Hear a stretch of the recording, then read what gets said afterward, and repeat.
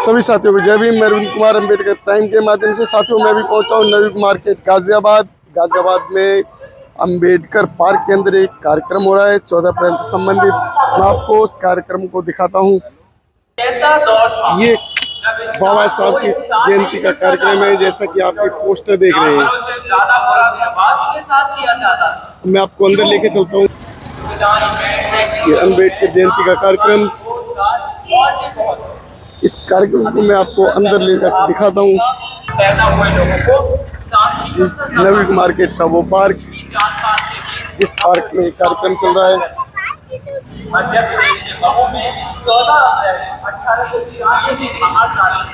जैसे हम एंट्री करते हैं गेट से, राइट हैंड पे बुक स्टॉल लगा हुआ है।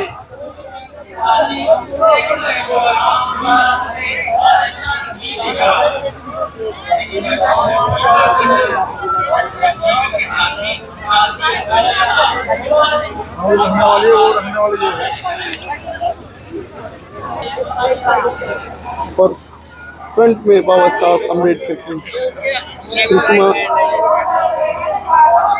जैसे कि आप देख रहे हैं।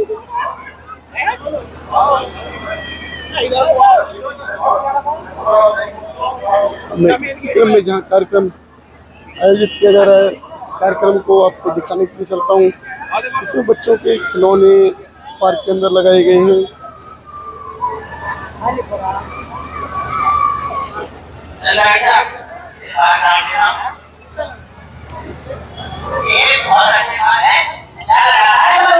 ये जयंती के उपलक्ष्य में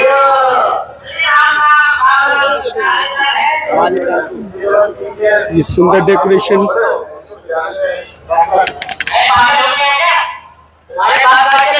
साहब के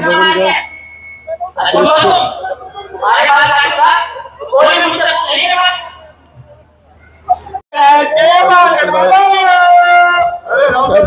का नाट्य मंचन किया जा रहा है। नाट्य मंचन का दृश्य दिखाता हूँ। मैं तो ठीक हूँ, तुम बताओ। बस ये जरा भीम के बाल बड़े हो गए थे, इसके बाल कटवाने थे। अरे तुम पागल हो गए हो क्या? पहले तो दूर हो। मैं जानवरों के बाल काटता हूँ, अछूतों के नहीं, समझे ना? बोला भैया जानवरों के बाल काट देते हैं, हम के जानवरों से ही बदतर हो गए। हाँ, तुम उनसे भी बदतर हो। तुम अछूत हो, अछूत नीच जाते हो तुम लोग। जैसे गंगा मैया, गौ मैया जो होती है पवित्र होती है, तुम्हारे बाल काटते मुझे अपवित्र तो थोड़ी होना है। पता नहीं कहाँ से आएगा सुबह सुबह। अरे तुझे शर्म नहीं आती? बच्चों से ऐसी बातें करता है? बंदा चौपट करवा दिया, शर्म की बात कर रहा है। पता नहीं कहाँ से तुम उठा के। आ जाओ भैया, बाल कटवा लो भैया, बकरी बाल कटवा लो। पता नहीं कहाँ से मुंह उठा के जाते हैं। कौन सी चीज है जिसे हम देख तो सकते हैं पर छू नहीं सकते? राम राम मास्टर जी। राम राम सतपाल जी, राम राम। बताइए कैसे आना हुआ? बस ये भीम को दाखिला दिलवाना था स्कूल में। इसको दाखिला दिलाना था? हाँ, मैं चाहता था आपके विद्यालय में इसको दाखिला मिल जाए। अरे सतपाल जी, आप तो समाज में फैली कुरीतियों के बारे में बड़ी बात से परिचित है। फिर ऊपर से दिक्कत ये है कि मेरी कक्षा में स्वर्ण भारत के बच्चे आकर पढ़ते हैं और उसके बीच में बैठकर मैं भीम को नहीं पढ़ा सकता। आपकी बात तो सही है मास्टर जी, लेकिन कोई बात नहीं, अगर भीम बाहर बैठ जाए तो क्या तकलीफ है?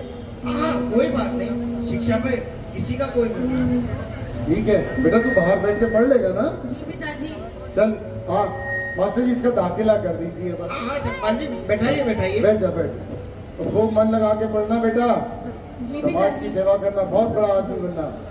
अच्छा मास्टर जी, छुट्टी होकर मैं इसको ले जाऊँ? हाँ निश्चिंत हो जाइए सतपाल जी, निश्चिंत हो जाइए। हाँ तो बच्चों, मैं क्या पूछ रहा था, ये बताओ ऐसी कौन सी चीज है जिसे हम देख तो सकते हैं पर छू नहीं सकते? मास्टर जी मैं बताऊं? हाँ बताओ। मास्टर जी सूरज। वो कैसे? मास्टर सूरज को हम देख सकते हैं लेकिन छू नहीं सकते। शाबाश शाबाश शाबाश। और कोई? बताओ। मास्टर जी चांद और बादल, हम उन्हें देख तो सकते हैं पर कभी छू नहीं सकते। बहुत अच्छे बहुत अच्छे बहुत। अच्छा दूसरा प्रश्न, ऐसा कौन सा पक्षी है जो आसमान में सबसे ऊंचा उड़ता है? मास्टर जी मैं बताऊं? हाँ बताओ। मास्टर जी हवाई जहाज। मोर हवाई जहाज पक्षी होता है? मास्टर जी जब वो तो बहुत ऊंचा उड़ता है। गलत है। और कोई? मास्टर जी मैं बताऊं? हाँ बताओ। मास्टर जी बाज। वो कैसे? मास्टर जी बाज बहुत ऊंची उड़ान भरता है और वह बहुत ऊंचाई से नीचे तक वो सब कुछ देख लेता है। बैठ जाओ बैठ। भीम, तुमने मुझे पहले प्रश्न का तुमसे उत्तर जानना चाह रहा था। ऐसी कौन सी चीज है जो हम देख तो सकते हैं पर छू नहीं सकते? मास्टर जी सूरज चांद के बहुत दूर की बात है। मैं तो आपकी मेज पे रखा पानी का घड़ा देख सकता हूँ मगर छू नहीं सकता। भीम, तुम इस प्रश्न का उत्तर भली बातें जानते हो भीम कि तुम उस घड़े को क्यों नहीं छू सकते? मास्टर जी क्या आप मुझे पढ़ाना नहीं चाहते? ऐसी बात नहीं है भीम, मैं तुम्हें पढ़ाना चाहता हूँ और चाहता हूँ तुम पढ़ लिख के समाज के लिए कुछ अच्छा करो। पर क्या करूँ, मेरी भी कुछ मजबूरी है। मैं जानता हूँ तुम कक्षा में सबसे होनहार और मेहनती हो। बेशक तुम्हें कक्षा में आने की अनुमति ना हो, फिर भी मैं तुम्हें कक्षा के बाहर तो पढ़ाता ही हूँ ना। अच्छा ये सब बातें छोड़ो, हम दूसरे प्रश्न पे आते हैं। देखो बच्चों, सामान्य ज्ञान की परीक्षा तो बहुत हो चुकी। अब मैं तुमसे अंकगणित का सवाल पूछता हूँ, ठीक है? जी मास्टर जी। जी मास्टर जी। 8 गुणा 4 बोलो कितने हुए? कौन बताएगा? तुम बताओ। मास्टर जी मुझे इसका उत्तर नहीं आता। तुम बताओ। मास्टर जी मैं कल नहीं आई थी। अच्छा तुम बताओ। मास्टर जी मुझे नहीं पता। तुम बताओ बच्चों। मास्टर जी मैं इसका उत्तर भूल गया। भूल गए? खाना खाना भूल गए थे? नहीं मास्टर जी। सोना? नहीं मास्टर जी। तो फिर प्रश्न का उत्तर कैसे भूल गए? भीम, तुम्हें आता है इस प्रश्न का उत्तर? जी मास्टर जी। तो आका हल करो।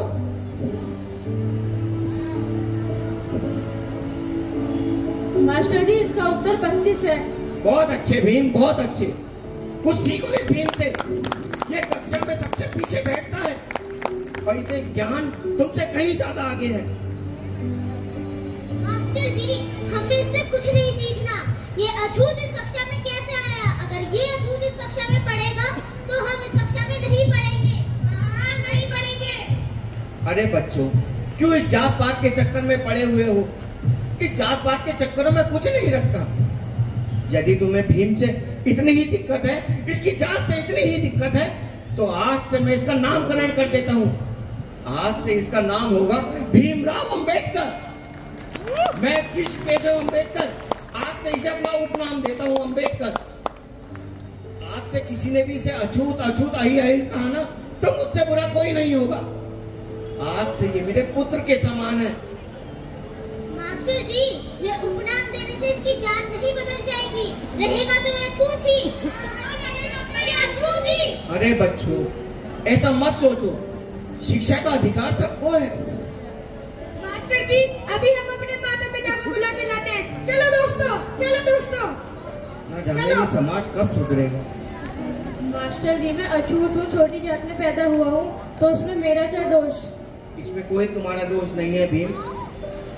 ये समाज में जात पात का अंधकार फैला हुआ है। तुम्हें इसी जात पात के अंधकार को दूर करना है अपने ज्ञान से। तुम्हें इसी अंधकार में अपने प्रकाश की ज्योति जलानी है। अपने ज्ञान की ज्योति जलाओ भीम। खूब पढ़ो लिखो। जी मास्टर जी। क्या हुआ बच्चों?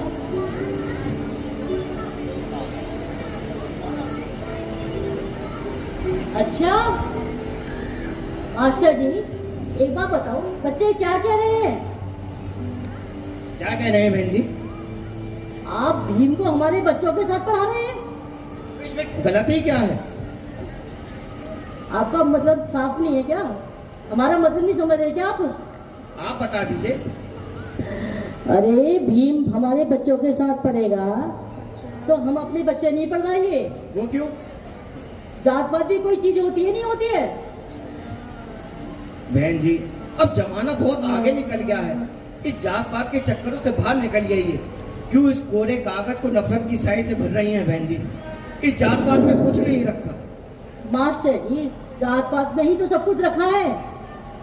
ध्यान रखिए मास्टर जी, अगर हमारे बच्चे भीम के साथ पढ़े तो हम इस स्कूल को बंद करवा देंगे, समझ गए? हाँ हाँ, हम नहीं पढ़ेंगे। हाँ, नहीं पढ़ेंगे। बहन जी, शिक्षा का अधिकार सभी को है, चाहे वो छोटा हो चाहे बड़ा हो।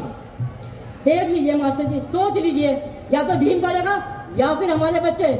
चलो बच्चों, चलो चलो चलो, कोई वो धर्म भी तो कुछ ही होती है। चलो चलो चलो चलो, आओ।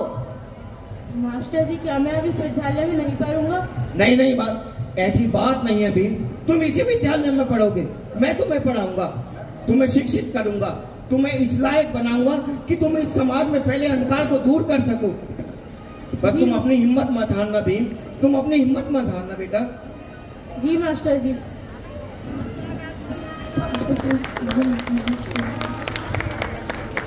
इसी जातीय भेदभाव के बीच अंबेडकर अपनी पढ़ाई पूरी करते रहे। अगर वो थोड़ी देर भी किसी दीवार से टेक लगाकर खड़े हो जाते तो लोग उन्हें वहां से भगा देते, ये कहकर कि तुम अछूत हो। अगर वो किसी कुएं से पानी पी लेते तो सवर्ण उन्हें पानी नहीं पीने देते थे। और एक बार तो वो अपने दोस्तों के साथ तांगे में बैठकर कहीं बाहर जा रहे थे, और बातचीत के दौरान जब तांगे वाले को पता चला कि उनके तांगे में एक अछूत बैठा है तो उन्होंने उन्हें धक्के मार के वहां से भगा दिया, ये कहकर कि अगर ब्राह्मण को पता चला कि उसके तांगे में एक अछूत बैठा है तो वो उसका बिरादरी से हुक्का पानी बंद कर देंगे। तब अंबेडकर को एहसास हुआ कि उनको उनके अछूत होने से दिक्कत नहीं है, दिक्कत है तो ये कि ब्राह्मण उनको अपनी बिरादरी से बाहर निकाल देंगे। इसके बाद भी वो ताने सुनते रहे, अपमान सहते रहे और अच्छे अंकों से परीक्षा प्राप्त करते रहे। उनके अध्यापक ने उन्हें बड़ौदा के राजा सायाजी से 1913 में विदेश जाने के लिए पढ़ाई के लिए वजीफा लेने के लिए भेजा, जिसका ऐलान सायाजी राव ने किया था।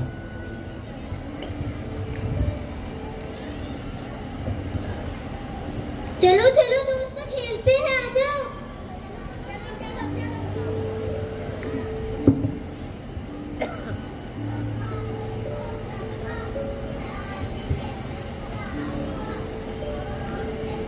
मोहन, सोहन, कविता, मुझे भी अपने साथ खिला लो। चल चल, तू जैसे अछूत के साथ तो हम पढ़ना, खेलना तो बहुत दूर की बात है। मुझे भी खिला लो, मेरा भी मन है खेलने का। तेरे को एक बार में समझ नहीं आता, चल चल यहाँ से।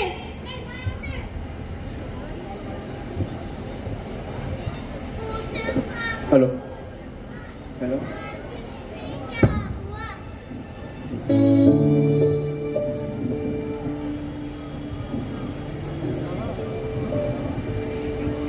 जी गुरु जी। भीम, मैं तुम जैसे छात्र को पाकर धन्य हो गया भीम।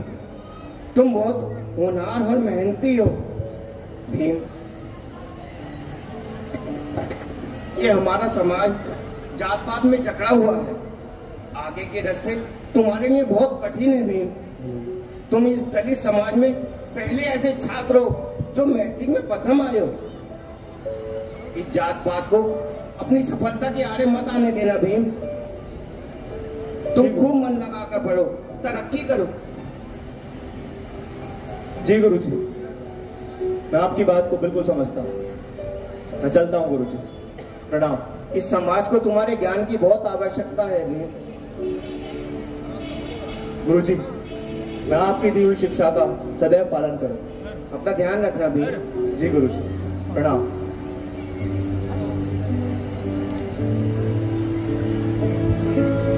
और इस तरह साल 1913 में अंबेडकर वजीफा लेकर अमेरिका अपनी पढ़ाई पूरी करने चले गए।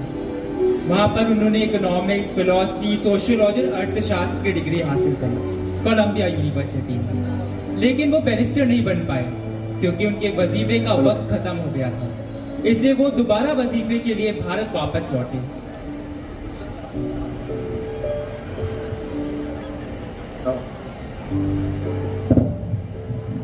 आओ भीमराव, हमें तुम्हारे बारे में सब ज्ञात है।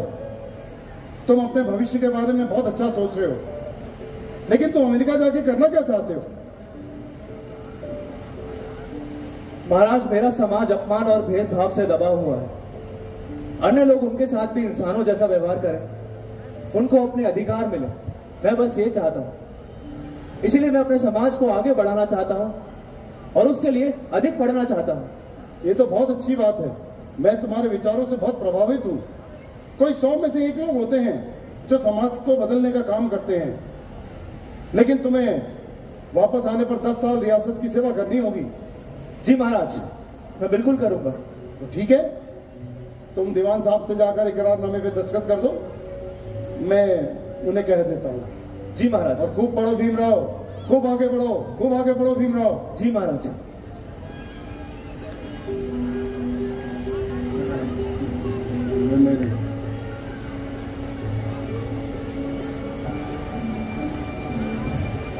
ये दीवान साहब कहाँ गए?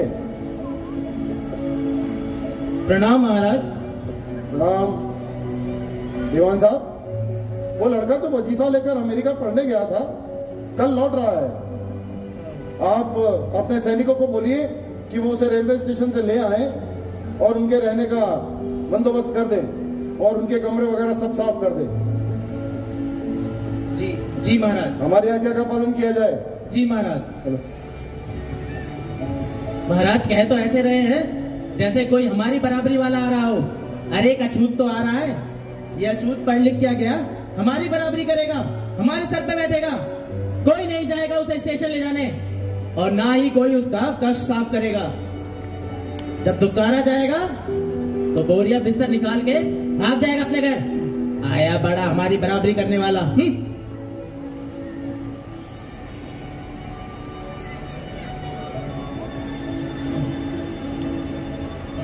दीवान जी, मैं इंतजार कर रहा था कि स्टेशन पर कोई तो आएगा राज्य से लेने, किंतु कोई आया ही नहीं।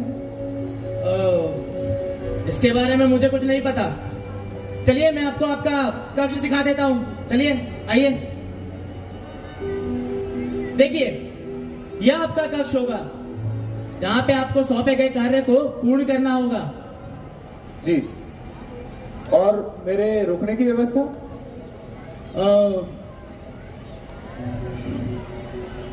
मैं माफी चाहूंगा, बट मैंने कोशिश की, बहुत लोगों से बात भी की कि आपको कमरा दिला दूं, लेकिन आपको कमरा देने से सबने इनकार कर दिया और उसका कारण तो आप भली बात ही जानते ही हैं। खैर छोड़िए, ये कुछ फाइलें हैं, इनको चेक कर लीजिएगा शाम तक।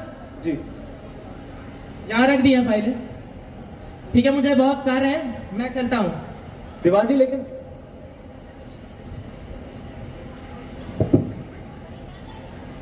लगता है कक्ष काफी समय से बंद पड़ा है, सफाई तक नहीं की गई है। टेबल भी गंदी है, कुर्सी भी गंदी है, जाले लगे पड़े। दरबारी, दरबारी, अरे कोई सुन रहा है? हाँ हाँ, क्या हुआ, क्यों चिल्ला रहे हो? दरबारी, कक्ष की सफाई नहीं की है क्या? ये टेबल साफ कर दो और मेरे लिए एक गिलास पानी ले आओ। बाहर नल लगा है, अपने आप जाकर पी लो। ये क्या बदतमीजी है दरबारी? टेबल साफ कर दो और एक गिलास पानी ले आओ। सुनो सुनो सुनो, तुम हमारे सर पे बैठा दिए गए हो, ठीक है? इसका मतलब ये नहीं कि तुम हमारे सर पे चढ़ के नाचोगे। तुम रहोगे तो अछूत ही ना, नीचे रहोगे ना। अपने आप को ज्यादा होशियार ना समझना, समझे? क्या बदतमीजी है ये? पढ़ाई लिखाई कर आया हूं, कोई घास खोद कर नहीं। राष्ट्र का सेना सचिव हूं, निरादर सहन नहीं करूंगा। तो हम पर एहसान नहीं किया, पढ़ के आए होंगे अपने लिए। अपने आप पी लेना पानी, कर लेना अपने आप सफाई। पता नहीं कहां से मुंह उठा के आ जाते हैं। मैं सफाई खुद ही कर लूंगा, मुझे किसी की जरूरत नहीं है। हेलो। दलित समाज का पहला लड़का जो गरीबी और अपमान को झेलते हुए जब अमेरिका और लंदन से बैरिस्टर बनकर लौट रहा था, तो उन्हें लगा शायद लोग उनकी शिक्षा और ज्ञान को वरीयता देंगे। लेकिन ये क्या, उनकी उच्च शिक्षा हासिल करने के बाद भी लोगों ने उनका बहुत तिरस्कार किया, यहाँ तक कि उनको रहने के लिए घर भी नहीं दिया। एक तांगे वाले ने झूठ बोलकर उन्हें कमरा दिलाया कि वो पारसी है, लेकिन जब मकान मालकिन को पता चला कि निकल यहाँ से, निकल, अरे निकल यहाँ से। ये क्या बच्चों की चीज? आप ऐसे कैसे क्या कर सकते बोला हैं? तू मेरे को? क्या बोला मेरे को तू? अरे आप ऐसे मेरे सामान कैसे फेंक सकती अरे हैं? ऐसे ही करके किए। मेरे को तो ये बोला कि तू पारसी है। पारसी? मैंने कब बोला कि मैं पारसी हूँ? तांगे वाला तो मेरे को यही बोल के गया तू पारसी है। निकल यहाँ को। वो तो अच्छा हुआ मेरे खोली वाला ने मुझे बता दिया कि तू छोटी जात का है। अरे निकल बाबा। देखिए आप ऐसा नहीं कर सकते, मैंने आपको पूरे पैसे दिए। अरे ले अपना भाड़ा और निकल यहाँ को। मेरे को अपनी खोली नहीं खरानी खाली। और भी किराएदार है, पता लगा कि तू अछूत आके बैठ गया यहाँ पे तो सब खाली हो जाएंगे। बाबा निकल यहाँ। देखिए मार्केट आधी रात में मैं कहाँ जाऊंगा? मेरा इतना सारा सामान है, मुझे रहने दीजिए। अरे मुझे नहीं पता। स्टेशन जा, बस अड्डे जा, मंदिर जा, कहीं पर भी जा, बहुत दुनिया में जगह है। अपन को नहीं चाहिए पंगा। निकल मालकिन, सुबह होते ही मैं निकल जाऊंगा इतना सारा सामान के साथ। निकल निकल यहाँ। टॉमी को बुला लूंगी, समझा? निकल यहाँ से और दिखने का नहीं और अपनी जात बताने का, समझा? आए बड़े। मालकिन सुनिए,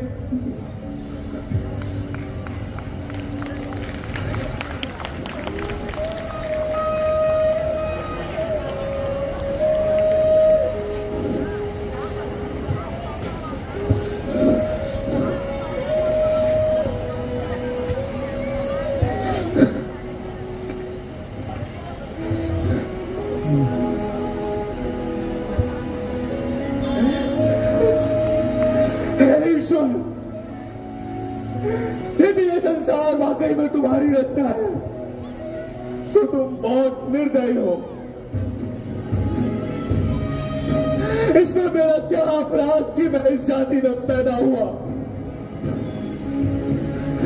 क्या मानवता इंसानियत नहीं हो? क्यों जात पात ही सर्वोपरि है? क्यों जात पात को ही सबसे उच्च माना गया है? पर अब बहुत हुआ ईश्वर। अभी अन्याय तुम करो या कोई और, मैं हार नहीं मानूंगा। मैं हार नहीं मानूंगा। मैं हार नहीं मानूंगा।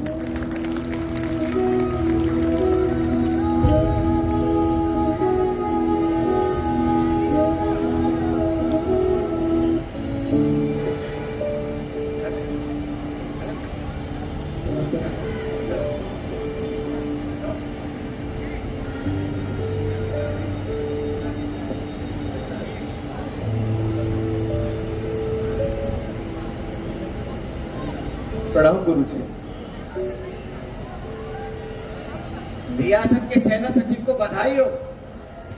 धन्यवाद गुरुजी, लेकिन बहुत जलील होकर लौटा। क्या हुआ? एक कमरा तक नहीं दिया पूरे किराए पे। पूरे बड़ौदा में एक कमरा तक नहीं मिला गुरुजी। एक सराय से तो बेइज्जत होकर निकाला गया। महाराज को पता है ये बात? महाराज ने ही दीवान को जिम्मेदारी दी थी किराए पर कमरा दिलाने की, लेकिन उसने भी हाथ खड़े कर दिए। दीवान खुद नहीं चाहता होगा, वरना कमरा मिलना इतना मुश्किल भी नहीं था। तुम निराश ना हो भीम। ये हमारा समाज जात पात में बढ़ चुका है। ये समाज अपने आप को मानवता से बहुत दूर कर चुका है। नहीं, बड़ौदा में एक समाज सुधारक है, पेशे से तो वो प्रोफेसर है, पर जात पात में शोषित हो रहे लोगों की वो काफी मदद करते हैं। और दादा केलुस्कर की तो बात वे कभी टाल ही नहीं सकते। मैं तुम्हारे बारे में बात करूंगा उनसे, वो तुम्हारी मदद जरूर करेंगे। तुम निश्चित होकर जाओ, वो तुम्हें स्टेशन पर लेने भी आएंगे और तुम्हें कमरा दिलाने में तुम्हारी मदद भी करेंगे। बहुत बहुत धन्यवाद गुरुजी, मैं आपका एहसान नहीं भूल पाऊंगा। ऐसी कोई बात नहीं है भीम। भीम, ये हमारा समाज जात पात में बढ़ चुका है। यहाँ लोग मर जाएंगे पर एक दलित डॉक्टर के हाथों अपना इलाज नहीं कराएंगे। भीम, तुम्हारी कामयाबी तुम्हारे समाज की कामयाबी है। तुम इस अंधेरे में एक रोशनी की तरह हो, एक मशाल की तरह हो। इस मशाल को यूं ही जलाए रखना। अपने समाज को एकत्रित करो, उन्हें शिक्षित करो, एकजुट करो उन्हें। जीवन में तुम्हारे आगे जात पात को लेकर न जाने कितनी कठिनाई आएंगी, कितनी मानसिकताओं से तुम्हें दो चार होना पड़ेगा। पर तुम घबराना नहीं भीम, तुम घबराना नहीं, यूं ही डटे रहना, अपने पग पर यूं ही डटे रहना भीम, अपने पग पर यूं ही डटे रहना। हिम्मत बढ़ाने के लिए शुक्रिया गुरुजी, अब चलता हूं। मेरा आशीर्वाद तुम्हारे साथ है भीम। प्रणाम गुरुजी।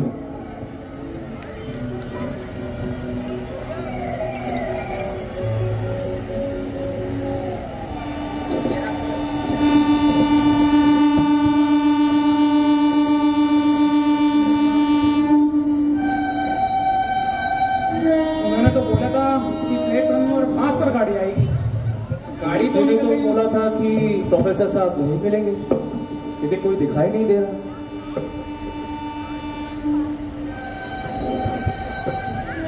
अरे सुनो, आप प्रोफेसर साहब हैं? हाँ हाँ, आप भीमराव जी है क्या? जी। नहीं नहीं, मैं उनका मित्र बात कर रहा हूँ। ये उन्होंने चिट्ठी देने को बोला था। जय भीम। लेकिन अरे आ जाओ।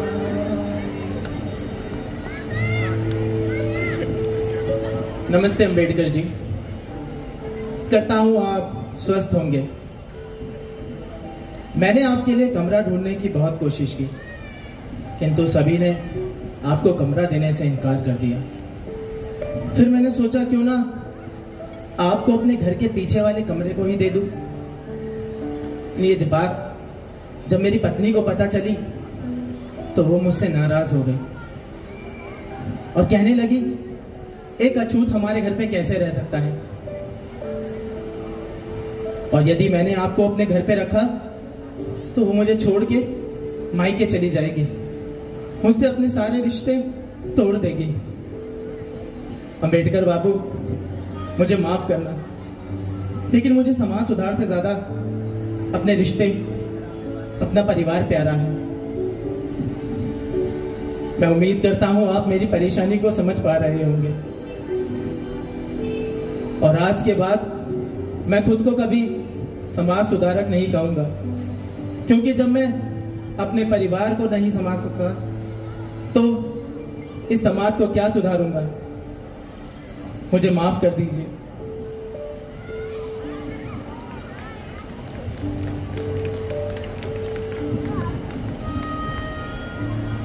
और इस अपमान को अंबेडकर भूले नहीं। उन्होंने उस कागज को फेंकने के बजाय अपनी जेब पर एक सबक के तौर पर रख लिया। उन्हें मालूम था कि उनका समाज बिखरा हुआ है और शोषण को तो लोगों ने जैसे धार्मिक रीति रिवाज के तौर पर अपना लिया। दलित श्रेणी के लोगों का कुएं में पानी पीना निषेध था। अंबेडकर जी ने ब्राह्मणों से विरोध करके लोगों को कुएं से पानी पीने का अधिकार दिलाया। मंदिर में उन लोगों का जाना निषेध था। लोगों का मत था, क्या भगवान सिर्फ दलित के हैं? क्या ब्राह्मण के अलावा उनके अलावा कोई नहीं है? इसके लिए भी खूब लड़ाइयां हुई, तर्क वितर्क हुए। पूछा गया कि किस धर्मशास्त्र में लिखा है कि भगवान सिर्फ ब्राह्मण के हैं, और खूब तर्क वितर्क के बाद अंबेडकर ने दलित श्रेणी के लोगों को अधिकार दिलाया। उसके बाद दलित श्रेणी के लोगों का भी मंदिर जाने का अधिकार मिला। खासकर अंबेडकर ने स्त्रियों को जागरूक करने का कार्य किया।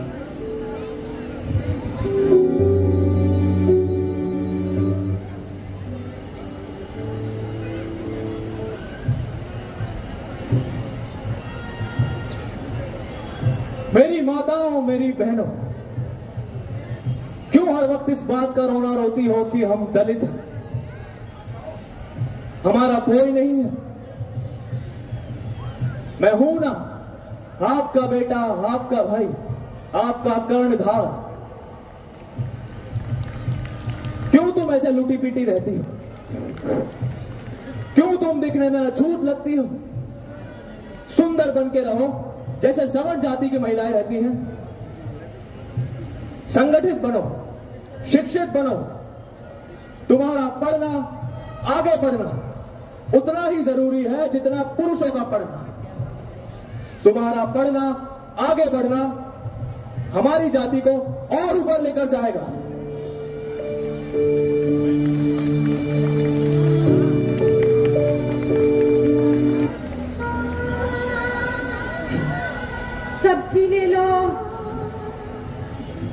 सब्जी ले लो, सब्जी ले लो, सब्जी ले लो।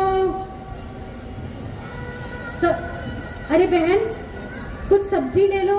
अरे चल चल, तू जैसे अछूत से सब्जी लेकर हमें क्या अपना ड्रमबश करना है क्या? चल चल। अरे बहन, कुछ सब्जी ले लो ना। अरे गले ही बढ़ गई है, चल चल। समझ नहीं आता क्या? अरे सुनो ना बहन। अरे चल चल, पूरा दिन खराब कर दिया है। पता नहीं कैसे कैसे लोग मिलते हैं। सब्जी ले लो, सब्जी ले लो, सब्जी ले लो, सब्जी ले लो। अरे रमा, तू कैसी है? काकी, सुबह से किसी ने मुझसे सब्जी तक नहीं खरीदी, कहाँ से ठीक होंगी? अरे तू पहले ठीक तो है ना, ये तो बता। नहीं काकी, मैं ठीक नहीं हूँ। अरे भीम विदेश गया था, उसकी कोई खबर आई? नहीं काकी, उनकी तो कोई खबर नहीं आई। सुना है विदेश जाते हैं, वहाँ गोरी मैम से शादी करके वहीं बस जाते हैं। नहीं नहीं काकी, वो ऐसे नहीं है। वो हमारे समाज के सुधार के लिए विदेश गए हैं। पता नहीं कब होगा तुम्हारे समाज का सुधार, होगा भी या नहीं। अच्छा काकी, अब आई गई हो तो कुछ सब्जी ले लो। अरे मेरा वो कालिया है ना, वो बहुत सारी सब्जी ले आया है, फ्रिज में बहुत सारी पड़ी है। तू एक काम कर, आगे जा, किसी और को भेज दे, ठीक है? कोई ना कोई तेरी सब्जी ले ही लेगा। सब्जी ले लो, सब्जी ले लो, कोई तो ले लो मुझसे सब्जी। मेरे बच्चे 2 दिन से भूखे हैं। अगर तुम लोग मुझसे सब्जी ले लोगे तो मेरे घर में भी चूल्हा जल जाएगा।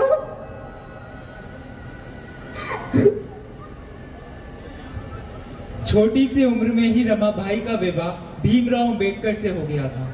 विवाह के बाद इन दोनों के 3 बेटे और एक बेटी का ठीक से खान पान न होने के कारण इनके तीनों बच्चों का एक एक करके देहांत हो गया।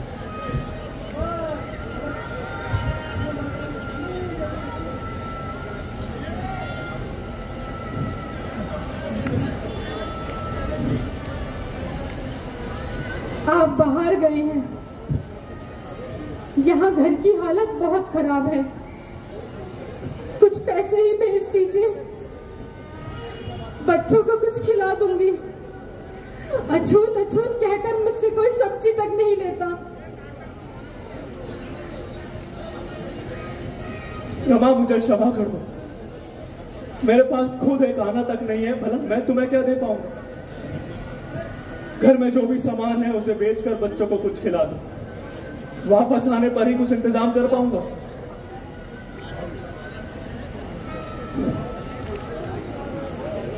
गरीबी और भुखमरी का दंश मुझे नहीं लगता कि रमाबाई से अधिक कोई जान पाया होगा।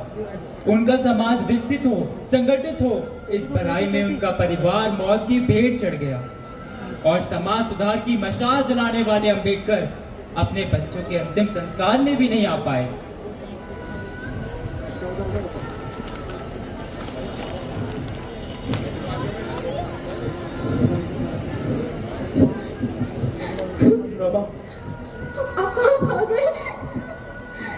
देखिए, हमारी बेटी इंदु भी अब नहीं रही।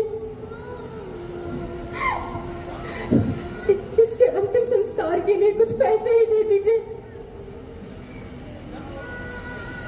तो आपके पास पैसे भी नहीं है, कम से कम इसका अंतिम संस्कार तो कराइए।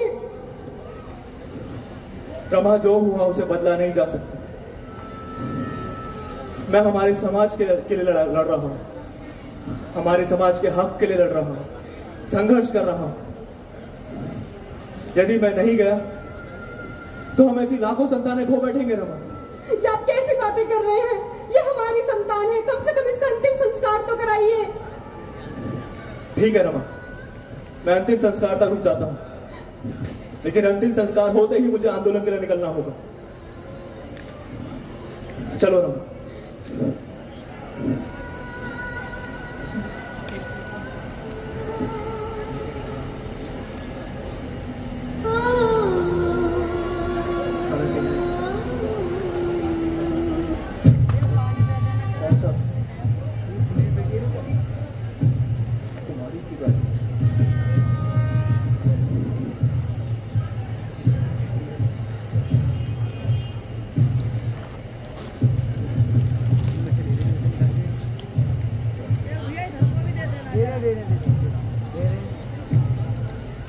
प्यारे साथी,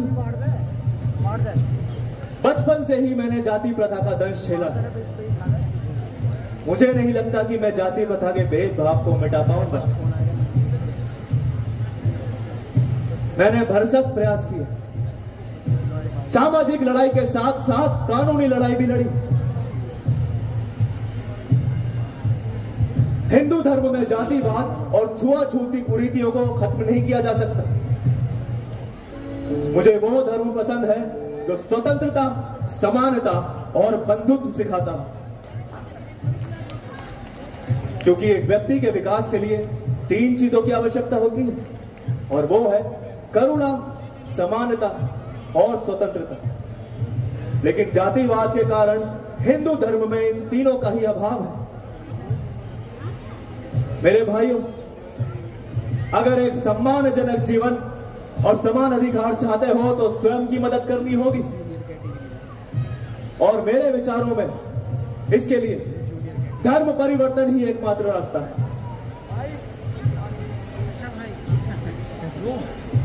मैं हिंदू के रूप में पैदा हुआ, लेकिन हिंदू के रूप में मरूंगा नहीं। कम से कम ये तो मेरे वश में है। इसीलिए मैं बौद्ध धर्म अपनाने जा रहा हूं, क्योंकि बौद्ध धर्म हमें करुणा प्रज्ञा प्रदान करता है और समता का संदेश देता है, और तीनों से एक अच्छा सम्मानजनक जीवन जिया जा सकता है। क्यों बौद्ध धर्म श्रेष्ठ है? ध्यान से सुनिएगा। क्यों बौद्ध धर्म श्रेष्ठ है? क्योंकि महात्मा बुद्ध ने कभी कोई चमत्कार दिखाकर समाज को भटकाने की कोशिश नहीं की। उन्होंने मार्गदाता और मुक्तिदाता में स्पष्ट भेद किया है। बौद्ध धर्म एक मानव धर्म है, जिसमें अन्य धर्म के अवतारों का महिमा मंडन नहीं किया गया है। महात्मा बुद्ध ने हमेशा अहिंसात्मक जीवन जीने की शिक्षा दी है, फिर चाहे वो इंसानों के साथ हो या फिर पशुओं के साथ। मैं इसे अपना रहा हूं क्योंकि मैं उनके इस महत्व को कम नहीं करना चाहता। अहिंसा परमो धर्म, अहिंसा परमो धर्म एक ऐसा सिद्धांत है, यदि इस पर अमल नहीं किया गया तो इसे बचाया नहीं जा सकेगा।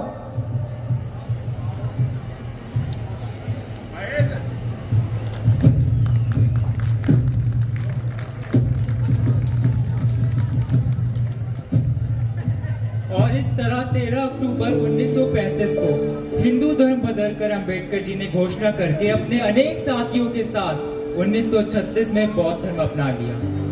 उनके जनहित के कार्य इतने विशाल हैं कि उनके बारे में जितना लिखो उतना कम है, जितना दिखाओ उतना कम है। वो वकील बने, उनके पास 32 डिग्रियां थी और 9 भाषाओं का ज्ञान था। वो हमेशा दलित समाज की ढाल बनकर रहे। पूना पैक, महात्मा गांधी से मुलाकात, मृत्यु को जलाने के साथ साथ कई ऐसे उन्होंने कार्य किए। उन्होंने कहा था कि इस संविधान को मैंने बनाया है और अगर इससे किसी को कोई भी हानि होगी तो सबसे पहला व्यक्ति मैं ही होऊंगा जो इसे चलाएगा। और अनुच्छेद 17 में उन्होंने छुआछूत पर रोक लगाई ताकि आगे जाकर किसी को भी कोई भी दिक्कत ना हो, और महात्मा ज्योतिबा फूले को अपना आदर्श मानते। और शानदार प्रस्तुति बच्चों ने बाबा साहब भीमराव अम्बेडकर के नाटक की प्रस्तुति की। बाबा साहब, बाबा साहब। मैं अदिति जी से रिक्वेस्ट करूंगा कृपया वो मंच पर आए और बच्चों का 5 मिनट के अंदर इंट्रोडक्शन कराएं।